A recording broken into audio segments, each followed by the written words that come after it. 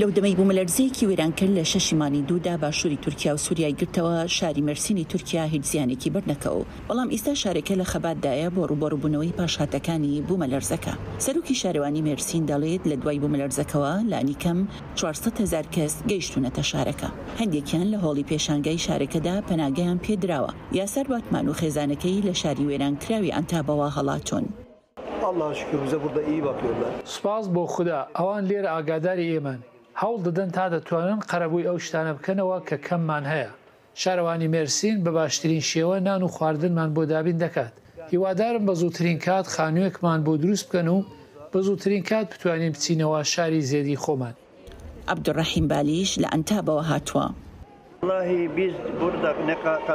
ئێمە داوای چادروشتی دیکەمان کرد لە کاتێکدا لەوێ بووین لە ئەنتاب، بەڵام تا ئێستا هیچ چادرێکمان وەرنەگرتووە. ئەگەر یەکێکیانمان پێ بدەن ئێمە دەچینە ئەوێ.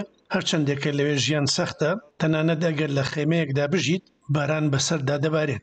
لێشاوی ڕزگاربووان کێشەی لە مەرسین دروست کردووە. بەرپرسانی ناوخۆی دەڵێن نرخی خانوو و کرێی خانوبەرە بە ڕێژەی لە 200 زیادی کردووە، لە کاتێکدا خزمەتگوزاریە سەرەتاییەکانی وەک سیستەمی تەندروستی و دابینکردنی ئاویش فشارێکی زۆری لەسەرە.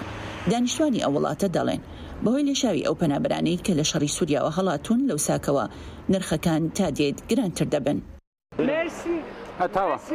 چەند ساڵێک لەمەوبەر ژیان ئاسانتر بوو، کرێی خانوو کەمتر بوو، بازارکردن هەرزانتر بوو. دوای ئەوەی سووریەکان هاتنە ئێرە، کرێی خانوو بەرز بووەوە و نرخەکان دوو هێندە زیادیان کرد. دوای بوومەلەرزەکە هێندەی تر بەرز بوویەوە.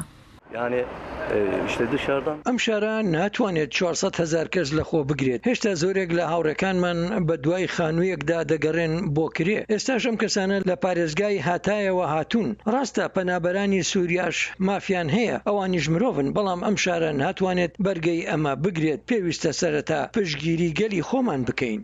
مێرسین لە ناوچەی فەرمی کارەساتدان نییە، بۆیە شایستەی پارەی فریاگوزاری حکوومەت نییە. سەرۆکی شارەوانیەکە داوای کردووە کە شارەکە پێگەی تایبەتی پێ بدرێت بۆی بتوانێت پشتگیری زیاتر وەربگرێت. بۆ راپۆرتی هەنری ڕێجوەڵ، شایان پاشا، دانی ئەمریکا، واشنگتن.